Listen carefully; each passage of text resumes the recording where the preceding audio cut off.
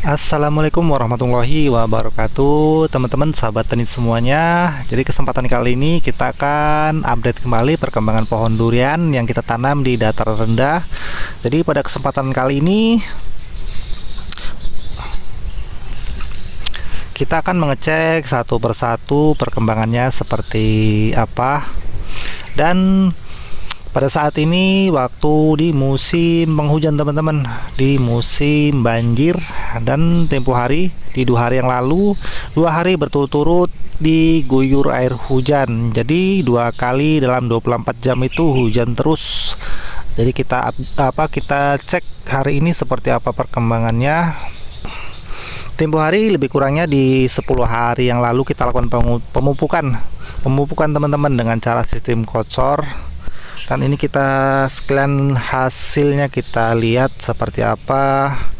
Nah ini kalau yang ini durian super tembaga, kelihatannya trubusnya belum begitu pada keluar. Kalau yang sana yang ujung itu durian duri hitam, itu durian duri hitamnya itu tunas mudanya, pucuk-pucuknya itu sudah pada keluar semua teman-teman. Karena durian duri hitam itu bisa dikatakan tergolong bandel pohonnya, mau di musim hujan ataupun di musim kemarau itu pertumbuhannya bagus, tidak seperti durian-durian lainnya. Jadi wajar saja kalau durian duri hitam itu setelah kena guyur hujan 2 kali dalam 24 jam itu masih tetap bagus itu pertumbuhannya. Apalagi ditambah lagi cara penanamannya itu dengan cara sistem busut, itu lebih bagus lagi untuk menghadapi musim banjir, musim penghujan itu mantap, lebih bagus lagi untuk pertumbuhannya karena air itu tidak menggenang teman-teman, tidak seperti kita tanam di rata gitu saja pastinya air itu menggenang. Kalau dengan sistem busut airnya itu mengalir, tidak menggenang di bawah pangkal-pangkal batang sana, dan kelembapannya pun tidak terlalu lembab tanahnya. Itu bisa menyebabkan pohon durian itu tidak goncot ataupun tidak stres di musim penghujan. Nah ini untuk saat ini sepertinya pertumbuhannya agak lambat teman-teman. Biasanya itu kan setelah kita pupuk di waktu 1 minggu ataupun 10 hari itu langsung pada keluar tunas-tunas mudanya teman-teman. Ini berhubung di musim penghujan, jadi pertumbuhannya pun agak lambat karena mudah tercuci oleh air hujan. Pupuk-pupuk yang kita kasih tempo hari kita berikan itu jadi banyak yang terbuang teman-teman. Ini perlu kita lakukan pemupukan lagi teman-teman. Lebih kurangnya tempo hari kan kita lakukan pemupukan di 10 hari kemungkinan, lebih kurangnya saya lupa ingat. Jadi berhubung hujan, ini perlu kita lakukan pemupukan kembali. Untuk pupuk seperti biasa tempo hari di 10 hari yang lalu kita gunakan NPK seimbang, dan ini pemupukan ini kita perlu tambah lagi pupuk NPK seimbang juga. Mungkin pemupukannya tidak hari ini, mungkin besok karena hari ini terlalu penuh jadwalnya. Jadi kita tidak sempat untuk melakukan pemupukan. Hanya saja ini kita cek pertumbuhannya seperti apa. Kita lihat daunnya memang ini butuh pupuk kembali teman-teman. Nah, kita lihat, nah ini butuh pupuk kembali. Jadi secepatnya kita lakukan pemupukan karena air hujan itu terus mengguyur tanaman kita. Jadi pupuk itu pun mudah larut ke bawah air. Dan cuaca hari ini lumayan alhamdulillahnya bagus teman-teman, panas. Jadi pertumbuhan durian itu pun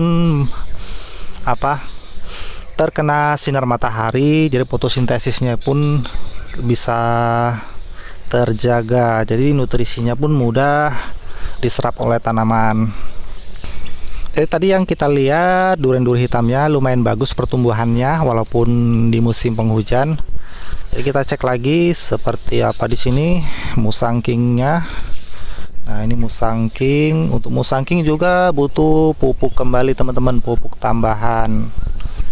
Ini dia. Jadi kalau di musim penghujan itu pupuknya mesti kita kontrol dari pupuk ataupun dari penyeprairan. Kalau daun-daun muda seperti ini Biasanya kalau di musim hujan itu mudah sekali dimakan oleh lalat. Maksudnya bukan lalat teman-teman, ulat. Jadi ulat-ulat daun itu sangat suka di musim penghujan untuk memakan tanaman ataupun daun-daun mudanya. Jadi penyeprairan itu harus sesering mungkin di saat musim penghujan. Nih dia, kita cek lagi satu persatu, kita putarin daun-daunnya. Nah ini emang kalau musangkingnya ini agak seperti apa ya saya katakan, lebih kelihatan kekurangan nutrisi teman-teman, karena itu tadi. Nah ini daun mudanya sudah pada terbuka semua. Ini butuh nutrisi tambahan ini teman-teman, dikarenakan hujan tempo hari. Sebetulnya kalau tidak ada air hujan ini kita tidak perlu melakukan pupuk tambahan kalau masih di 10 hari. Jadi karena ini hujan sering-sering, hujan hampir tiap hari, jadi ini kita perlu pupuk tambahan lagi. Kita putar lagi di sebelah sini. Nah ini daun-daunnya seperti ini. Nah ini tunas-tunasnya sudah pada mulai keluar, musangkingnya. Untuk yang di sebelah sini sepertinya daunnya tetap hijau teman-teman.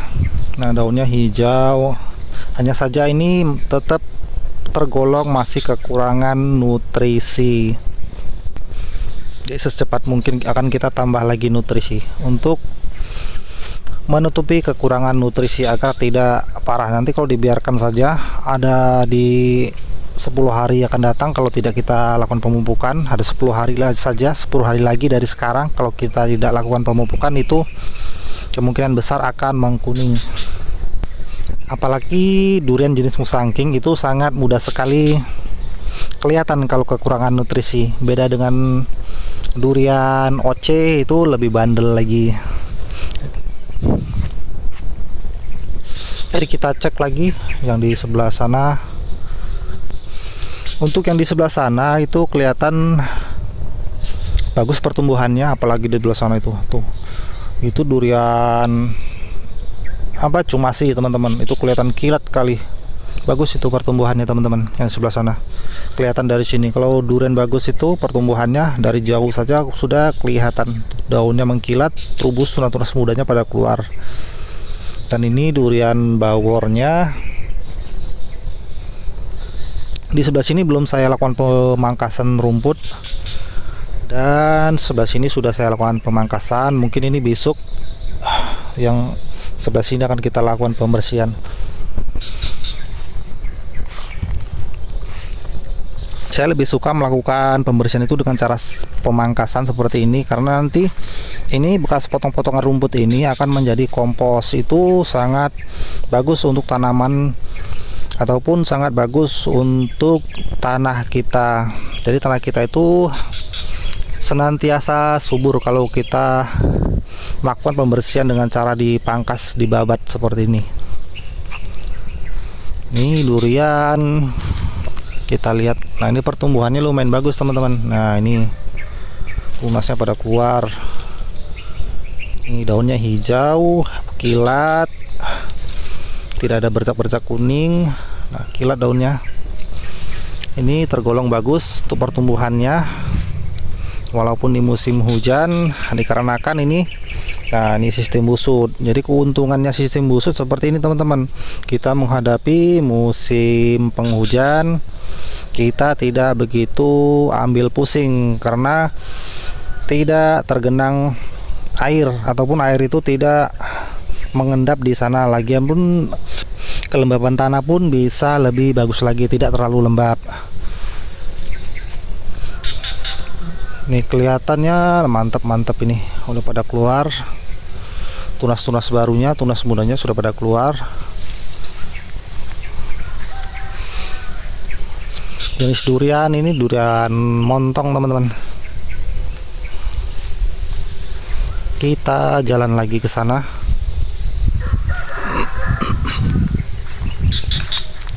Oh, kalau yang ini alpukat Markus seperti ini teman-teman, alpukat Markus. Nah daunnya seperti ini, bulat-bulat. Ini buahnya bisa mencapai di 1 kilo bahkan lebih. Nah ini teman-teman, saya memanfaatkan pohon yang sudah besar seperti ini, saya tanam teman-teman. Ini belum saya lakukan penyambungan. Ini, nah tuh saya lakukan baru saja saya lakukan penyambungan ini teman-teman. Jadi pohonnya ini sudah besar, saya tanam. Ini cara penanamannya itu tempo hari saya dongkel, saya pindahkan di sini. Nah ini saya pindahkan di sini. Setelah tunas-tunasnya pada keluar seperti ini, kita lakukan penyambungan. Jadi cara seperti ini lebih cepat teman-teman, pertumbuhannya lebih cepat besar batangnya. Makanya saya pakai cara seperti ini. Nah, ini setelah besar seperti ini baru kita lakukan penyambungan.